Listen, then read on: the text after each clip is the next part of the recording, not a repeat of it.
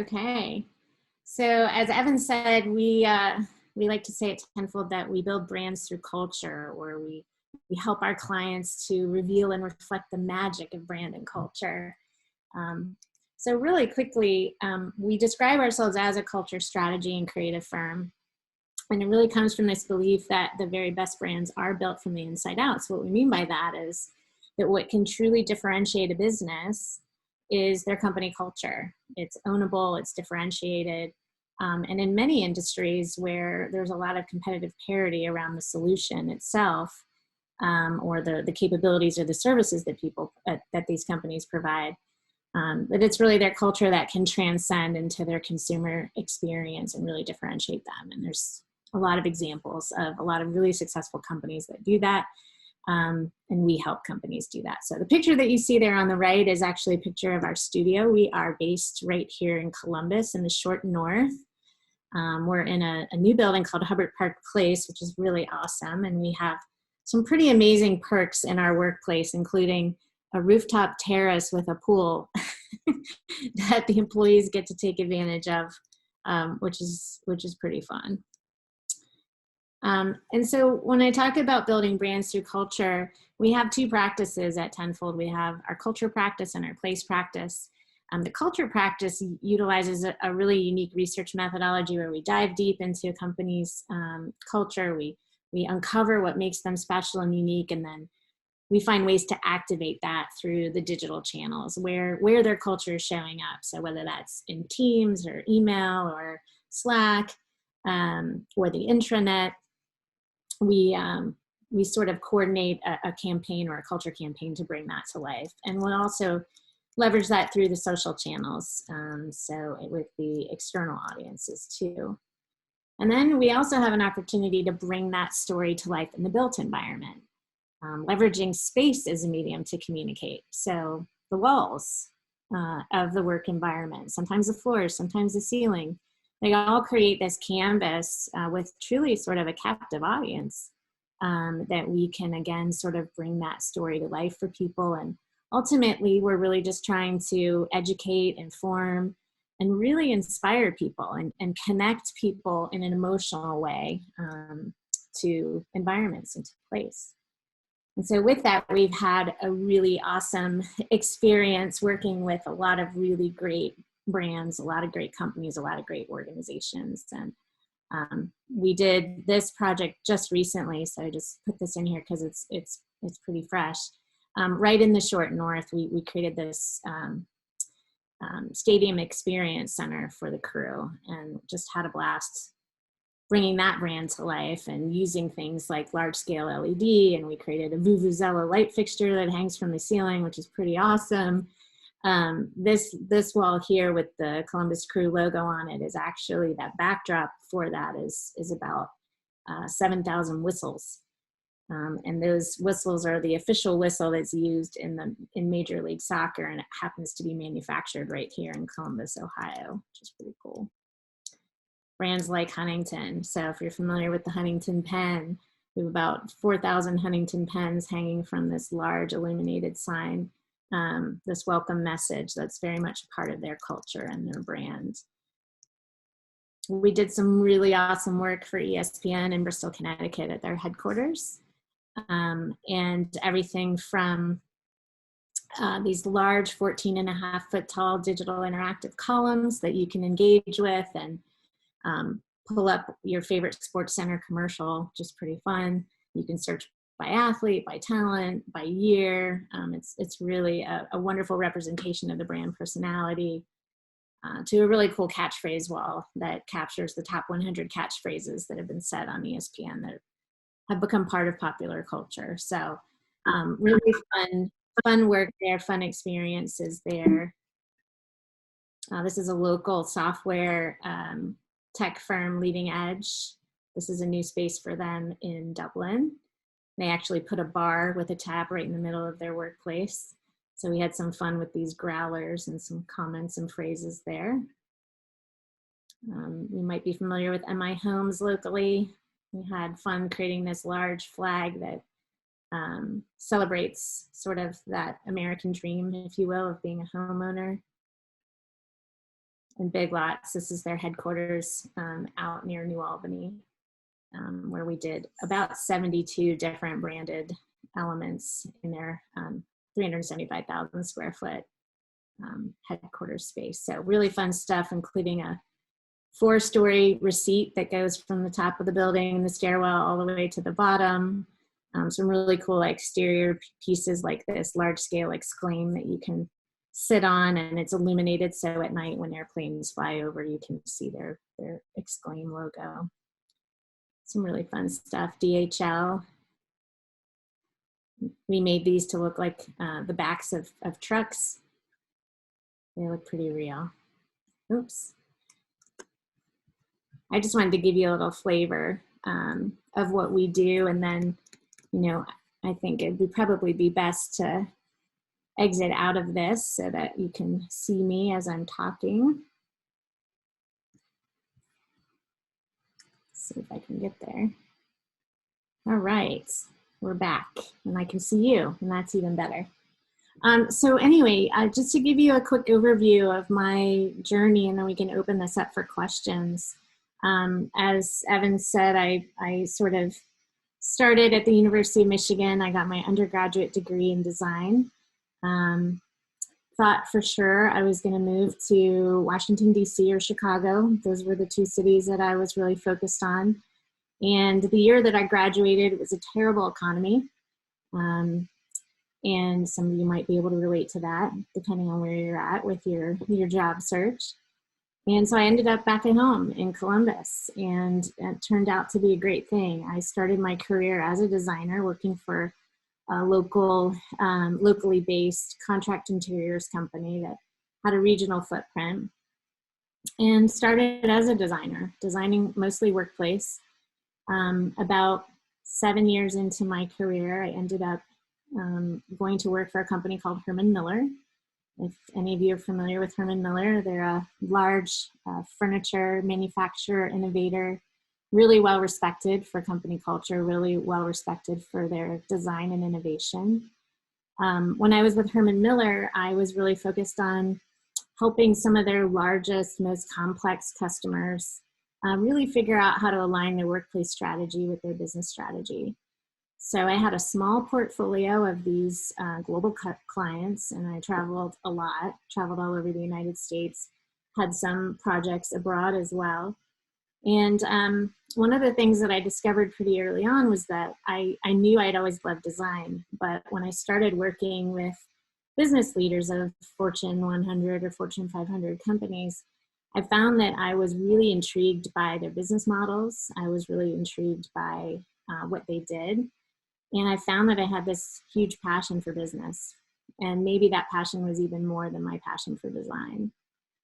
So one of the things that Herman Miller offered at the time, and again, this was a long time ago, but they had a fantastic education tuition reimbursement program.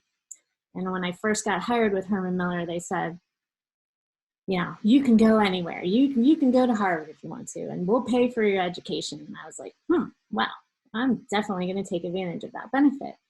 So at the time I was married, I had a toddler, I was pregnant with my second, and I was working full time, and I enrolled in the MBA program at Ohio State. And it was a wonderful experience. I think you guys are super lucky to be at Ohio State. I had a great experience with Fisher. And so I stayed on with Herman Miller for about 4 years after I graduated from the program. And then I was eventually recruited to become Executive Vice President of Marketing and Sales for Continental Office here in Columbus. So about $120 million company, regional footprint that went from Western Pennsylvania through kind of Columbus, Toledo, Athens sort of area of the state of Ohio. And then at one point we had some offices in Indianapolis as well. And my responsibility was really to differentiate our offer.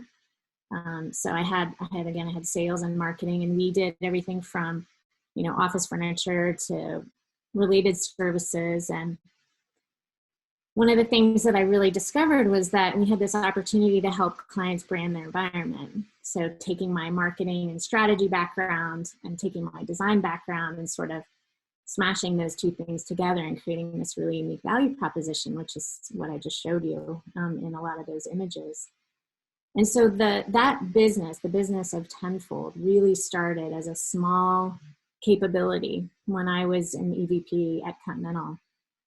And I loved the business so much, but I really couldn't devote much of my time to it. It was less than 1% of our total revenue. It was this little startup, you know, in a really highly commoditized, highly mature industry, big company that had been around for 70 years. And I was going through a spreadsheet exercise that I had sort of created for myself. And the challenge was how to grow the business tenfold. You know, how to take this little capability that I had created and how might I take it and increase it 10 times its size in 5 years. So I had this sort of mapped out in the spreadsheet, you know, what would it take? What would the resources be required? How would I generate the sales? And I was going through, as I was going through that whole process was sort of my aha moment that I decided, you know, I can stay here and build this for someone else, or I can take a risk and I can go out on my own and try to do this on my own. And I was 22 years into my career when I made this decision. And so I resigned, left Continental and started Tenfold in 2014. So started the business, me, myself, and I. Now you know where the name came from. I actually saved that spreadsheet and named it Tenfold because that was the virtue of the exercise. And it was sitting on my desktop. And, you know, when I went to name the business, I did this exhaustive search and then realized that it was right there in front of my face the whole time. And then it's nice too, because we like to say, you know, invest in your brand and culture. The return is tenfold. And we do believe that. So it works out well, both internally and externally with that message. So since 2014, we have grown a lot. We've been an Inc. 500 company, an Inc. 5000. We've been on the list 3 times. And we're doing projects all over the country. So we do have a lot of work here in Columbus, as you saw in some of those slides, but we're currently working on headquarters projects in New York, Chicago, Houston, and Miami. Some of our really exciting stuff that's coming is we're doing a project with BlackRock in New York City. It's, we think, maybe the largest project in New York, in Manhattan. It's 850,000 square feet. It's about 13 floors at Hudson Yards, which is going to be amazing. They've been planning the project for years, and it's taking years to build it. So they'll be moving in the first quarter of 2023.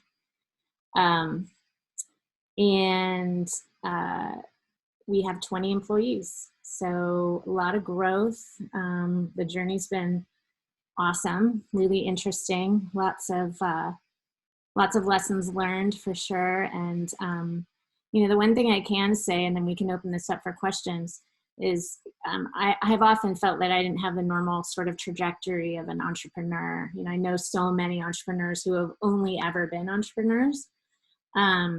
Being that my experience was so different, I think it's been great. So I recommend, not, you know, it's not that one way is better over the other, but what I learned throughout my career has helped me so much build a really stable, really well-managed company. And I often think to myself, I don't know how I would do what I've done if I didn't have all of those other experiences. I would have made a lot more mistakes as an entrepreneur. So whatever you do, even if you have an entrepreneurial spirit and you want to have your own business someday, every job you have, you can glean something really important from it. And look for companies that allow you to be entrepreneurial. So nearly every company that I worked for, whether it was Herman Miller or Continental, I always had a lot of freedom to, you know, identify that there was an opportunity for a brand new value proposition that I could build a set of capabilities around, and then we could go out there and compete. And so I got to do that a lot, whether it was like a program or a service or a capability. And it gives you a lot of opportunities to really flex those muscles and and learn. And at the same time, you're getting to see how bigger companies work, where they need process and policy and tools and technologies that can really help you once you start to scale your business. So with that, we can open it up for questions. I don't know how you do. Do you raise hands or put it in Yeah, for questions, we usually just open up to everyone and they can just ask. So I guess I'll start. What's your favorite project? What are you most proud of? Well, let's see. Let me see. Actually, I might pull it up here and show it to you, because there's a great story behind it. And being that I do what I do, I like a good story. The easy answer is that I'm always sort of really excited about whatever it is that we're working on at the moment. That's a little bit of a cop-out in some ways. So let's see if I can share this for you. Okay. So talked a little bit about this project when I ran through our slides, but this wall is probably one of my favorites, and I am really proud of it. So I was describing this before, and now you can sort of really see the scale of it. It's absolutely huge. I'll show you some human scale related to that in a second. But when we pitched to ESPN that we felt like it would be awesome if they had this wall that celebrated the top 100 catchphrases that have become part of popular culture, that they own, that they've said on their air, it was something that they had never even really considered, which was kind of like so interesting to me, that they have these amazingly like valuable assets that they were doing nothing with. And so what was fun about this design is, first of all, it's a very, typographic. So it was fun challenge from that point of view. But we enlisted a committee of people at ESPN. We said, look, here's 500 catchphrases that we've curated. We're not qualified to decide which of those 500 should be the top 100. So that needs to be your job. And they pulled together like the senior executive vice president of editorial. They pulled together like just these most amazing people. And they met every other week for about 4 months to whittle it down to the top 100. Most people who are fans of the brand, if you are a fan of the brand, Booyah is like the most popular one. And I took this picture of Stuart Scott the very first time that he saw the wall. I happened to be there. And normally I would never ask to take a picture of the talent or any of the celebrities walking around, but this one I just couldn't resist, because forever when we were working on this wall, we started to call it the Booyah Wall, because Booyah was just, so well known. And those of you who are fans of the brand, who know about Stuart Scott, you know that he had cancer, and he died. And in this picture, he's actually holding a golf club, because that was what he was using as a cane as he was kind of walking around campus when he was fighting cancer. So when he died, I was actually on vacation. It was in January. And I saw on my phone that ESPN had posted on their social media and announced to the world that Stuart had passed away, referencing this wall.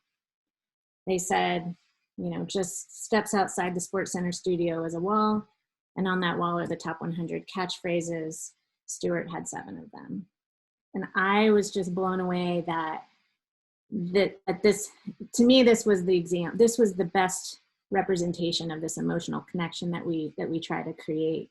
And over the course of the next few weeks, people started leaving flowers by the wall. They started taping flowers to the wall. This became a tribute wall. It was a place where they felt close to him. And so about 4 months after he passed, we came back in and we installed this gloss black medallion over top of the Booyah, just to make it shine a little bit more than all the rest. And, not too much though, because that wouldn't have been Stuart's style. And they unveiled it with his family and friends there, his colleagues, and it was really meaningful. And those are his girls. And it wasn't a big bronze statue. It wasn't something super expensive. It was meaningful. And we have them on video talking about how much this means to them, that their dad's memory will be immortalized here at ESPN, the place that he loved so much. So it was never intended to be this way, right? but the work that we did connected with people on an emotional level, and it became really special to them. If you're ever on social media, on ESPN behind the scenes, this image is all over it. They oftentimes will have celebrities take their pictures in front of this. It's become sort of the unofficial selfie spot.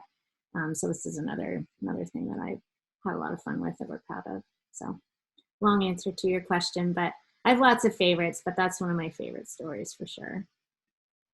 Awesome. Thank you. Mm-hmm. We can open it up to everyone in here. So for a lot of these projects, it seems like a lot of them seem very personal, obviously, to the brand that you're doing it for. Mm-hmm. Where do you like oftentimes get a lot of the actual materials that you end up designing the place with?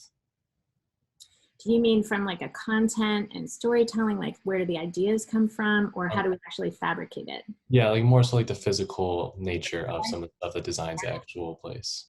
So I will often say, like, it's very difficult to come up with the strategy and the design, but it is equally difficult and sometimes more difficult to actually bring that vision to reality.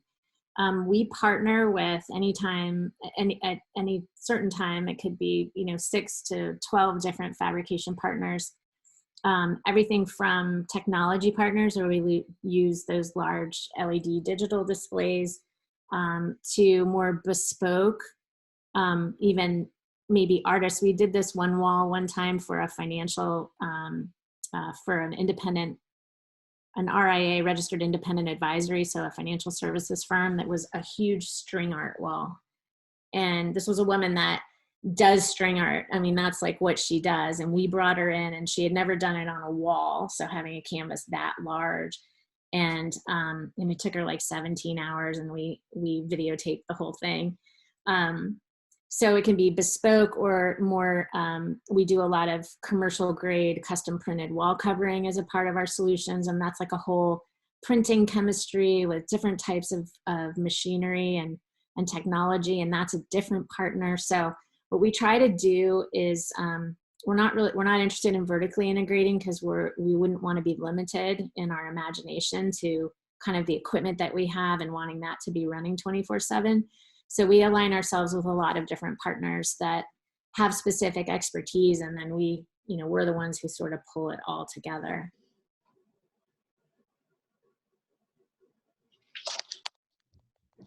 Awesome. Yeah. So I've got a question. What does your sales cycle look like for stuff like this? Because it is very daunting to me to think about going and selling ESPN. So how do you get, or people like BlackRock, how do you get BlackRock's attention? Yeah. And yeah. Great question. So every client's a little bit different. So some will sort of target and go after. There's definitely triggers for our business. So on the branded environments side of things, clients that are building a new building, leasing a new space, renovating, moving, those are all targets for us, because they've already allocated a capital budget for something like this. Even if they don't know that they even want to brand their space, we oftentimes will have to educate them on what that even is, and then they'll go, oh yeah, I want that. But if they're building a building or leasing a new space, they're already planning to spend some money on construction and furniture and things of that nature. So we have a lot of lead sources. Commercial real estate brokers are great lead sources for us, because they're already working with clients who are looking for space, or furniture dealers, they're hunting for those companies too. And so, that's really important in the sales cycle, to always have those types of contacts that are providing leads for us. To your point, some of these bigger ones like a BlackRock, I mean, it took me 2 years to land that work. But in other cases, we'll have a client we have a client who just reached out last week that wants something done by April, which we're probably not going to be able to deliver something by April. It takes a while to go through the creative process. And then of course you have the time to fabricate. So it's generally I would say it takes us 4 to 6 months. But something like really huge and big, like BlackRock. has taken a lot longer, and it's just navigating, earning the trust of people. Especially New Yorkers, I've found that market, is just, they're very skeptical, but once you can sort of crack in and prove yourself, they're very loyal. So it's been interesting process with them. Great question. I have a question. What do you look for when you're hiring or seeing who to work with on the design side? Essentially, how can you tell between a good designer and a not necessarily bad designer, but one that doesn't really fit your company and your needs? Yeah. So designers, when they're interested in working in that field, they create a portfolio. So that's always a part of evaluating their skill set, is to see their work. And that's a really hard part of being a designer as a student as well. It's out there for everybody to see, and it's subjective too, some of it, right? So we'll evaluate portfolios to sort of gauge where they're at in their development and their talent. But like I'm sure a lot of the companies that you're interested in, and some of the things that are really that are really important to you, cultural fit for us is key. So oftentimes we'll end up with a number of candidates who have similar skill set, and then it's really about, what do they add to our company culture? What do they bring to it that we don't already have? I will say we've had challenges with diversity on our team, in the sense that, we're very white, and we have a lot of, there's a lot of women who are attracted to Tenfold because I think they're inspired by a woman-owned business, but we've struggled to find people of color who, to create a diverse slate of candidates even, and we're hoping to change that, and something we're focused on. So things that we look for, we talk about some of our cultural traits at Tenfold. So we're looking for people who are really entrepreneurial. We are an entrepreneurial business. We're constantly changing and growing, and we always want to be leading and not following. So having that quality of really wanting to put your fingerprint on the journey is important to us at Tenfold. You have to be really passionate and curious about creating. So it doesn't mean that you have to be a designer to work at Tenfold. We have a director of operations, we have project managers, we have account directors, and they're not designing, but they're all passionate about creation. They all want to be creators. They all want to be part of creating something lasting. We look for people who are really positive. So I always say optimism prevails at Tenfold, because we, first of all, we're small. So if something isn't working, and even when we get bigger, I want this to be a trait that we keep, that, we not only have the opportunity to change things that aren't working, but there's an expectation that we will. And we do that with optimism. We're also, as designers, we are critical. That's what we do. We're constantly trying to make something better, and we see the flaws in things. We want things to be perfect.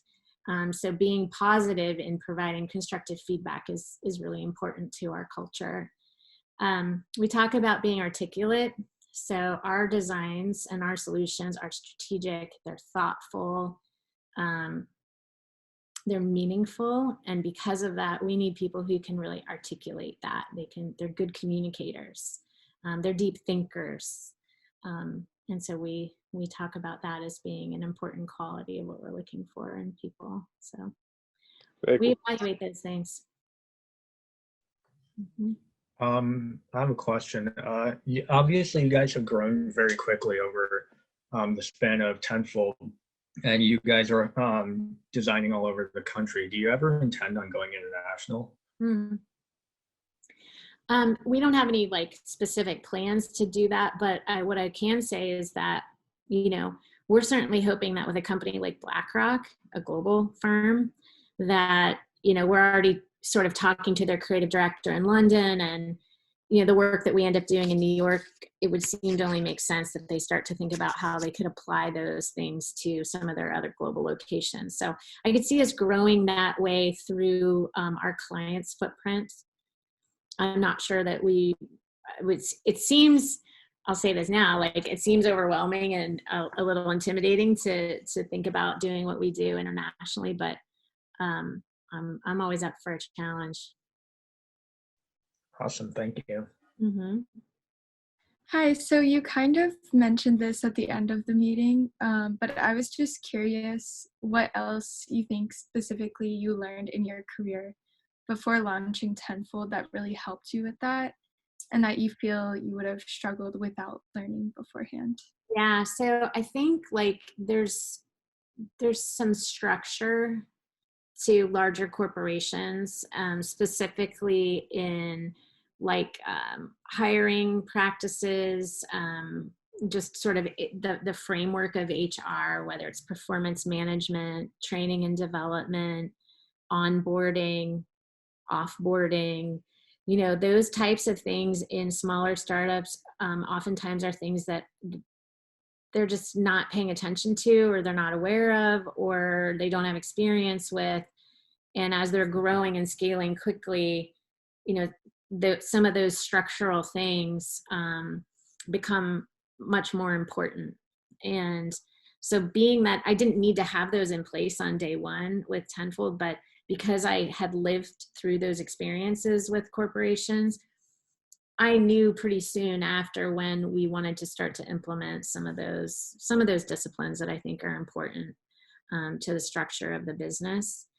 You know, the financials, you know, being a part of an executive management team, I definitely got to hear and understand how different areas of the business were run, you know, evaluating our financial statements and talking about just the basic mechanics of the business. There's a lot of entrepreneurs that just don't even have the business background.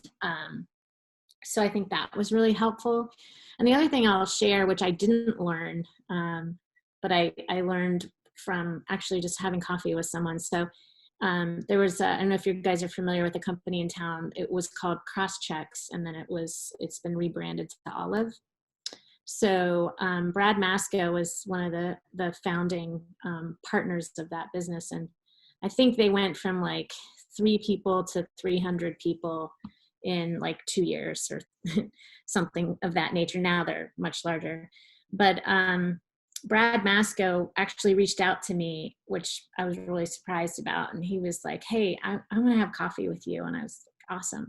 Turns out he was really interested in what we do and had sort of done a lot of that stuff over at Crosschecks on his own. So he had definitely had a little side passion with design and architecture. And anyway, we were having coffee, and I can't even remember how this came up, but we had been growing, and we were about, right as we were having coffee, we had just hired a few people, and we were kind of getting to be like 9, like a head count of 9. And Brad said to me, I was sharing with him just like things were feeling really, starting to feel a little frustrating, like it just wasn't like working the way it should be. And he was like, well, you know, everything breaks in multiples of 3. And I was like, what are you talking about? He's like, oh, well, you know, the things that work when you're a company of 3, like your communication, your technology that you're using, your systems, your policies, your processes, they all work great when you're that size. But when you're 9, it doesn't work that way anymore. It breaks. And then when you become 27 head count, same thing's going to happen again. And, you know, again, multiples of 3. And it like was the simplest concept, but it blew my mind. And it's something that you know, we're starting to edge up to that number again, and we're feeling it again. And the trick is you have to blow it up before it blows you up. So you have to sort of say, we're going to break it because we know it's going to fall apart if we don't sort of restructure. Pardon me? Oh. And that could be a reorganization. It could be, hey, our project management software isn't going to fill our needs anymore. It could be, hey, we need teams because we need better cross communication and collaboration. It could be that you need to hire an HR director. It could be that you need more middle management because we've been really flat and haven't had a lot of management hierarchy. So that's been really helpful for me And that was just like a 5-minute or 5-second conversation with someone over coffee. So that's the other lesson learned there too. It's, you can always learn from somebody else. So since you focus so much on the actual physical workspace, I'm curious about your thoughts on how the pandemic and work from home is going to change the physical workspace. I have a 17-page white paper that I wrote on that topic, which I can share with you if you're interested in having it. So it's counterintuitive. You know, it's obviously sort of easy for me to say that it's really, really important because that's, you know, that's our business. But I do believe that in the post-COVID era, the changes that we're going to see, I believe, are that we are going to shift to more of a flexible workplace strategy, flexible workplace environment, a hybrid environment, where there's going to be much more choice and flexibility in terms of where you work, based on the kind of work that you need to do, maybe even for that day or that hour. So what we've described it as is, you know, when companies shifted from, you know, formal dress to dress for your day, as an example, you know, it's kind of like trusting employees to say, okay, you can work from home or you can work in the office, you know, where's going to be the best place to serve your needs for the kind of work that you need to do. And the thing that I think is critically important that people really need to think about is all of the really important benefits of being in the workplace. And we describe them in the white paper as being all of those spontaneous micro interactions that you don't have when you're isolated at home and every meeting that you have is planned and scheduled. And so it has an impact on some very important components, not only of company culture, but of your own personal growth and development.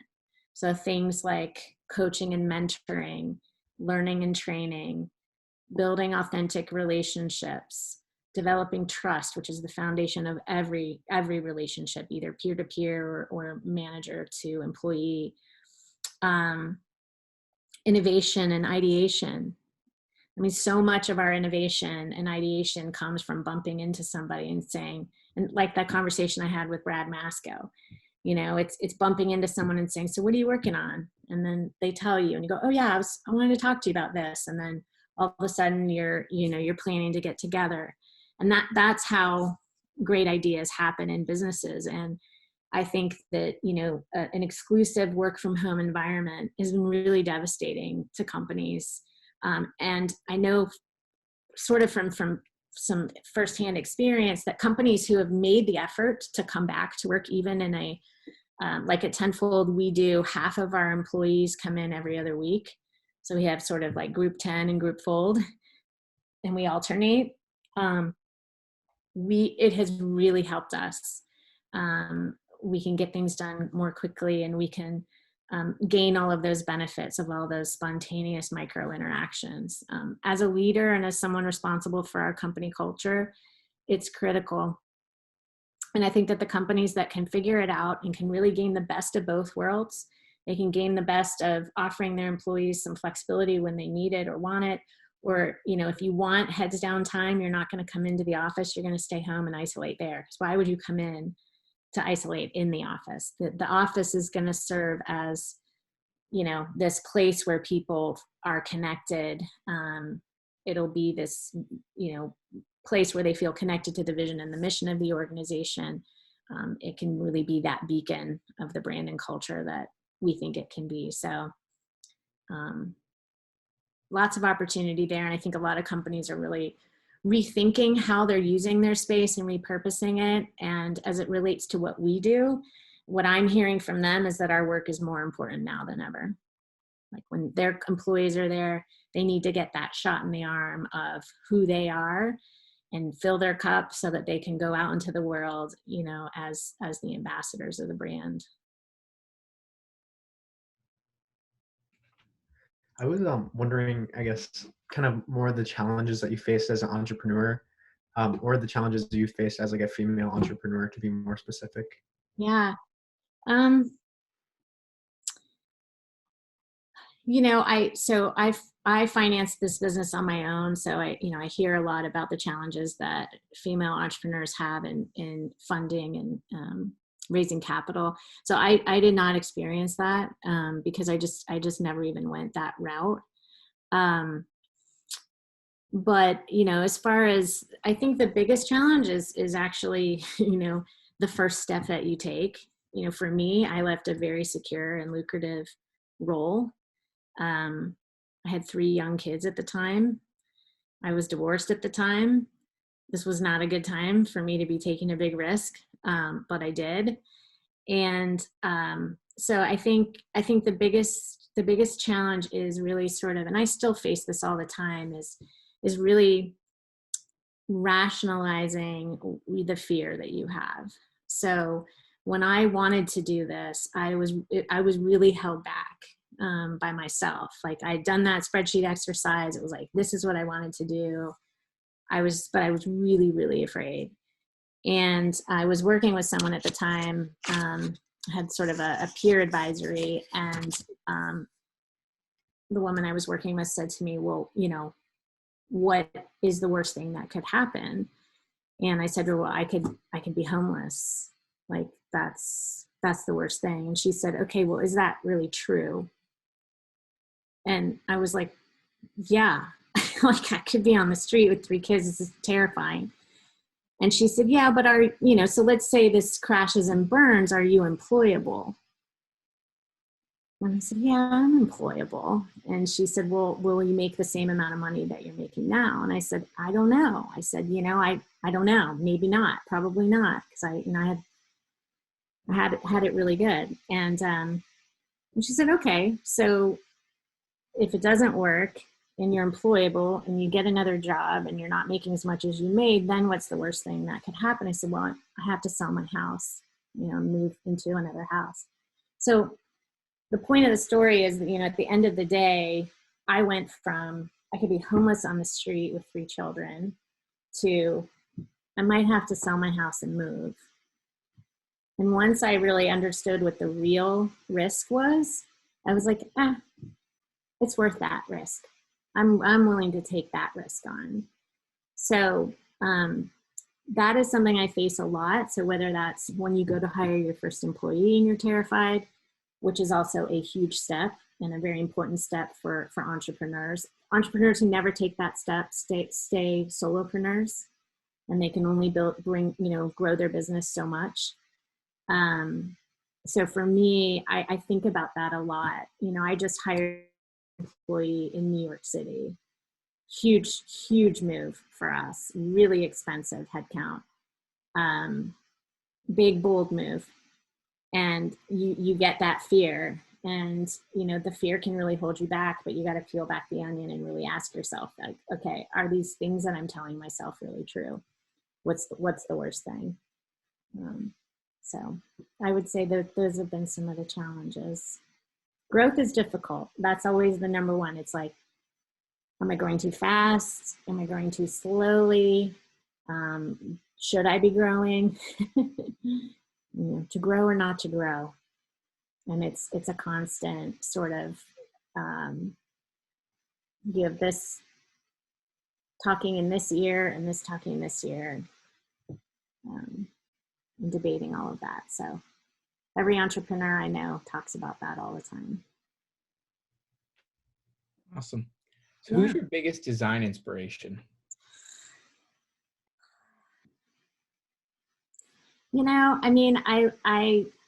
I studied a lot of art history in college. I love all the different painters. I think I'm more inspired by than specific designers, but Charles and Ray Eames were very instrumental in Herman Miller's growth and success. So they were all different types of designers. Charles and Ray, a married couple, husband and wife, and they made beautiful modern furniture that is as popular today as it was, 60 years ago. So I do admire a lot of what they did and how they used different types of materials and really explored and experimented and studied and just made really beautiful, simple, modern objects. I just want to jump in real quick. I don't have a question, but I have to say that I have a deep appreciation for what you said tonight, Rachel, because I'm a senior and I've had experience working at both the top of a Fortune 500 company and down like at boots on the ground level at a very, very young startup and everything in between over the last 4 years. Good for you. And what's really, really interesting is there seems to be within corporate America, you know, the folks who look down upon the entrepreneur, you know, they couldn't make it anywhere else, so they had to go off and do their own thing. And then there seems to be the entrepreneur who looks at corporate America and it's like, you know, they're just suits. They couldn't do anything else. They couldn't make it on their own. So they went and they joined a large organization. And the message you shared is not one that I've heard often in the last 4 years being part of Business Builders. And it's very, very balanced. And I just have a deep appreciation for that. So I want to say thank you. No, thank you. Thanks for sharing that perspective with me. I really appreciate it. A lot of these big companies and startups are clients of mine too. And I will tell you, there's good and talented people in both, and there's incompetent people in both. It's kind of amazing. So you can learn from them all. And I think it's really up to you, right? I mean, my very first job, it was the summer after my freshman year, my first work, like business job. I was a lifeguard first or a babysitter, but my first sort of job, the summer after my freshman year in college, I was the assistant to the assistant. I was the assistant to the receptionist, basically, at a design firm.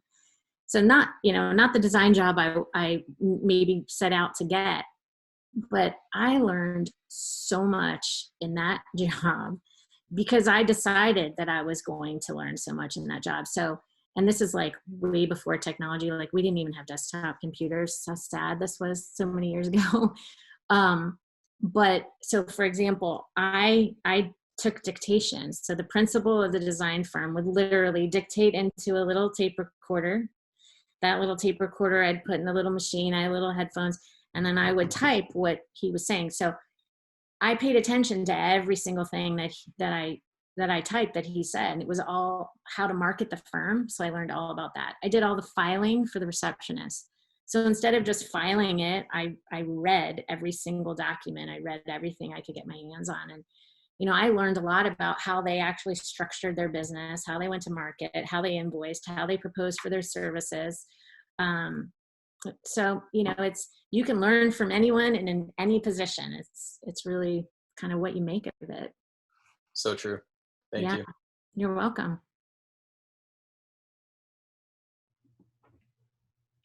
Anyone else? We have time for a few more questions. All right, so there are certain people that are clearly, well, you working in the design industry and everything, you would know that certain people are more creative than others. And then there's also people on the other end that think that they're not a creative person. I hear that a lot, like, oh, I'm not a creative person. So, I'm of the opinion that everybody has the ability to be creative, but I'm just wondering what your stance is on that, and also what kind of things you do to kind of tap into your own creative energy and how you have your team tap into their creative energy. Yeah. So there's a lot there. I do believe that everyone has the capacity to be creative.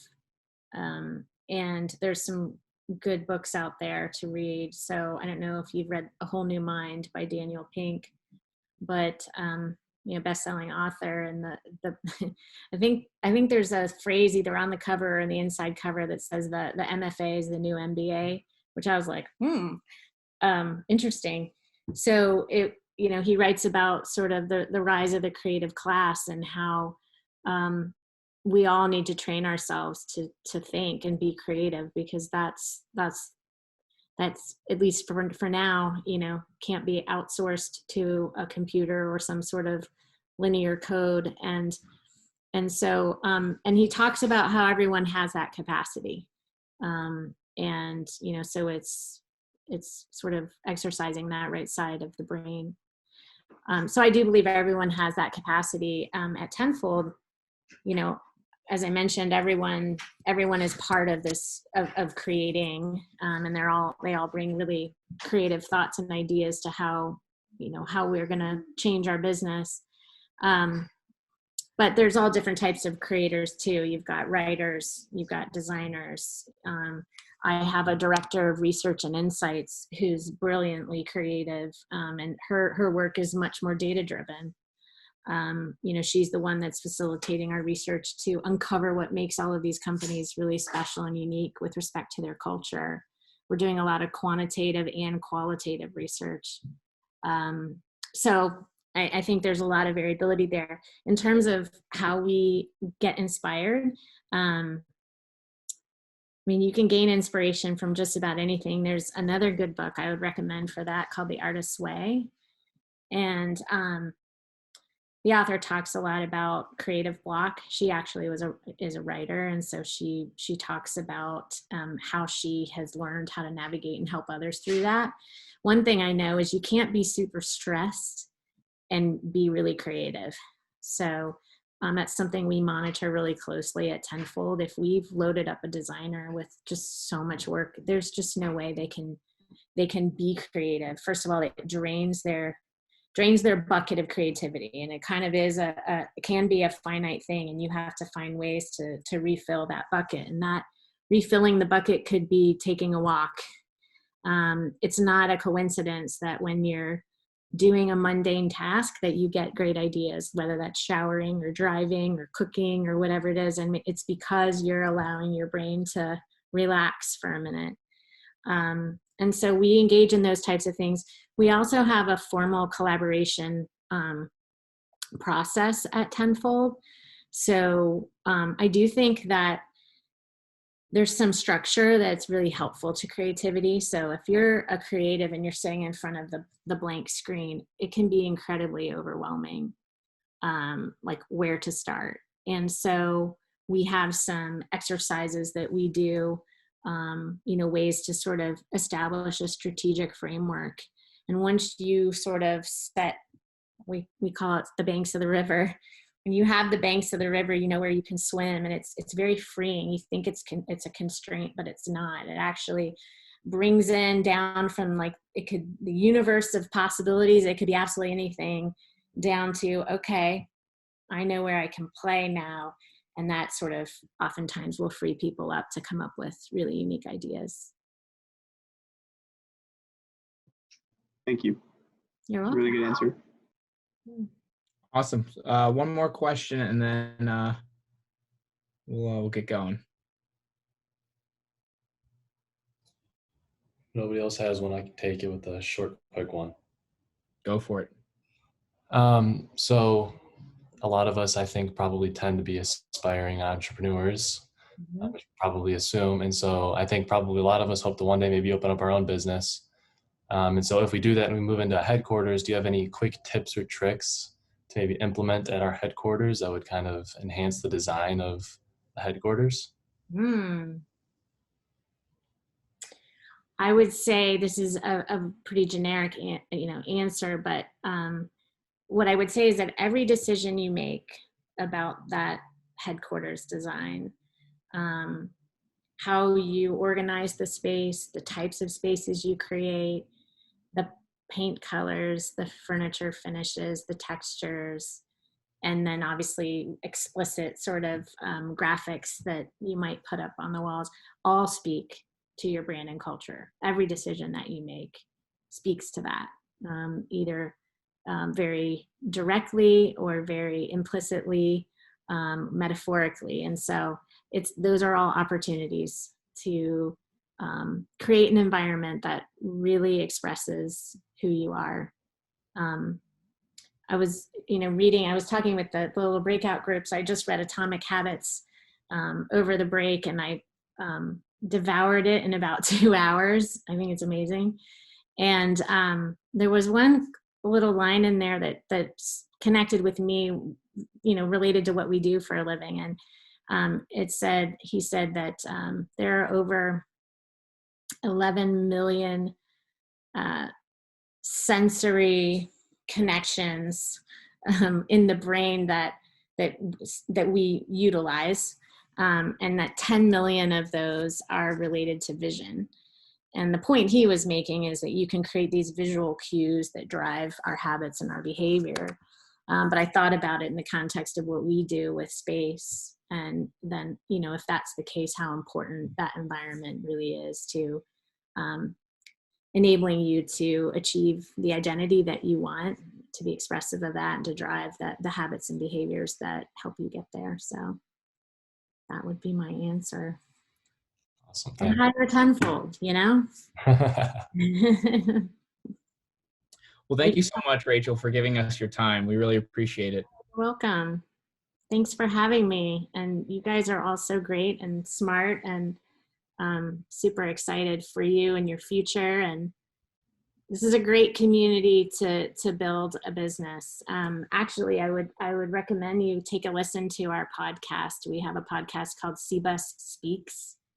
And we interviewed 10 really amazing leaders in Columbus, really amazing leaders, ranging from mostly business, but we had, you know, politics as well. And they're about hour-long conversations, and they were facilitated with our youngest members of our team. So we had an intern and one of our youngest designers. And so it really was around connecting these amazing leaders to the next generation. And they had just some wonderful, wonderful lessons learned and gems to share with everyone. So I would definitely recommend taking a listen to those. Awesome. Thank you so much. You're welcome.